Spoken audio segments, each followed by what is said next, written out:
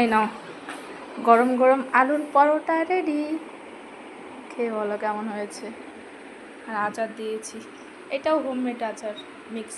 আচারটাও তো বাড়িতেই বানানো তোমার? ইয়েস, আমরা সব কিছু বাড়িতেই বানাই বেশিরভাগ। খেয়ে বলো কেমন হয়েছে।